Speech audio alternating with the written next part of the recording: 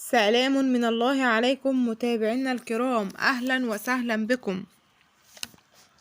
أتمنى من الله أن تكونوا في تمام الصحة والعافية.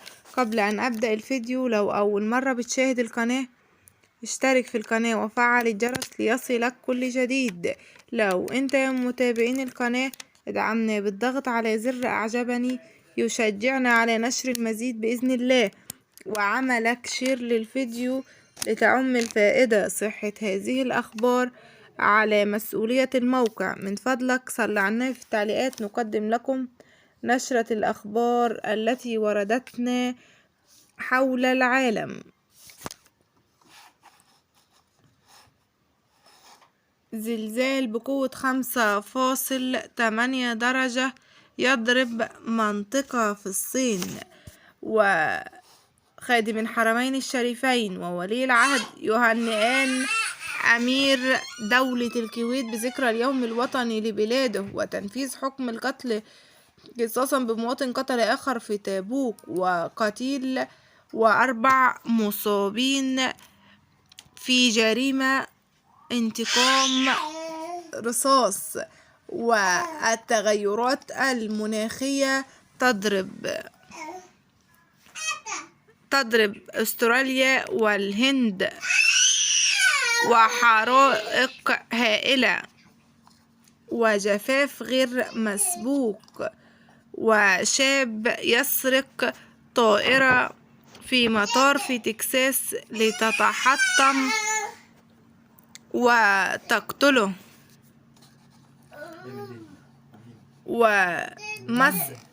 سرع عمال إسرا غرق معدية بنهر النيل.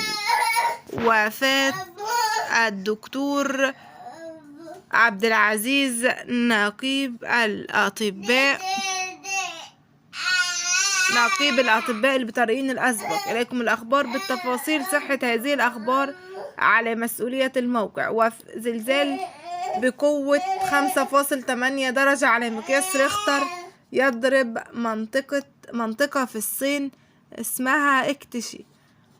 وزلزال بقوة 5.8 درجة.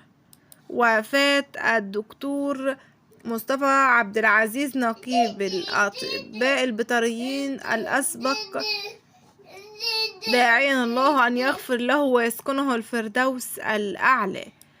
وخادم الحرمين الشريفين وولي العهد السعوديين يهنئان أمير الكويت بذكرى اليوم الوطني لبلاده.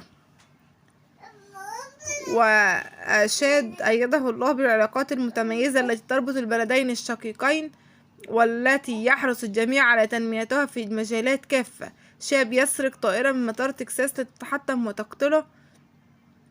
وقالت إدارة السلامة أن الطائرة شرقت من مدرسة ATB للطيران في مطار أديسون على بعد نحو 15 ميل شمال دالاس. قتلى و4 مصابين في جريمة انتقام الرصاص بوسيم. كشفت تحريات إدارة البحث الجنائي بمديرية أمن الجيزة ملابسات مقتل شخص وإصابة 4 آخرين في حادث إطلاق النار بوسيم. وأقر المتهمين بوجود خلافات سابقة بينه وبين الضحية، واستعان على إثرها بالآخرين لارتكاب الواقعة. التغيرات المناخية تضرب أستراليا والهند، وحرائق هائلة وجفاف غير مسبوق. الحرائق صرحت السلطات الأسترالية الحرائق قد تسببت في تدمير عدد من المنازل، كما جفاف ضرب الهند. وفي تسمم شخص بالغاز أحادي أكسيد الكربون المنبعث من موقد النار بالمكان. وتنفيذ حكم القتل قصاصا بمواطن قتل آخر في تبوك. أقدم عبد الرحمن بن عبد الله سعود الجنسية على قتل رائد بن علي بن محمد سعود الجنسية بإطلاق النار عليه وطعنه بأداة حادة في رقبته، مما أدى لوفاته.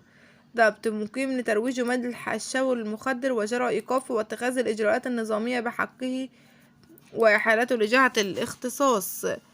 وسرع عمال إسرا غرق معدية بنهر النيل. وغرقت المعدية من محملة بالعمال مما أدى إلى مقتل عدد من الأشخاص داخل النيل. سلام من الله عليكم متابعينا الكرام، أهلا وسهلا بكم. أتمنى من الله أن تكونوا في تمام الصحة والعافية. قبل أن أبدأ الفيديو، لو أول مرة بتشاهد القناة اشترك في القناة وفعل الجرس ليصلك كل جديد. لو أنت من متابعين القناة ادعمنا بالضغط على زر أعجبني يشجعنا على نشر المزيد بإذن الله، وعملك شير للفيديو لتعم الفائدة. صحة هذه الأخبار على مسؤولية الموقع. من فضلك صل على النبي. في التعليقات نقدم لكم نشرة الأخبار التي وردتنا حول العالم. زلزال بقوة 5.8 درجة يضرب منطقة في الصين. وخادم الحرمين الشريفين وولي العهد يهنئان أمير دولة الكويت بذكرى اليوم الوطني لبلاده وتنفيذ حكم القتل قصاصا بمواطن قتل آخر في تبوك، وقتيل و4 مصابين في جريمة انتقام رصاص. والتغيرات المناخية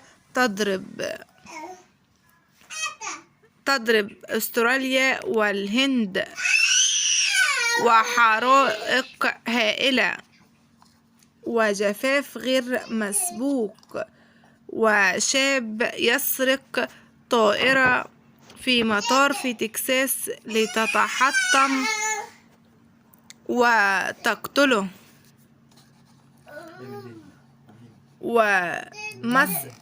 سرع عمال إسرا غرق معدية بنهر النيل.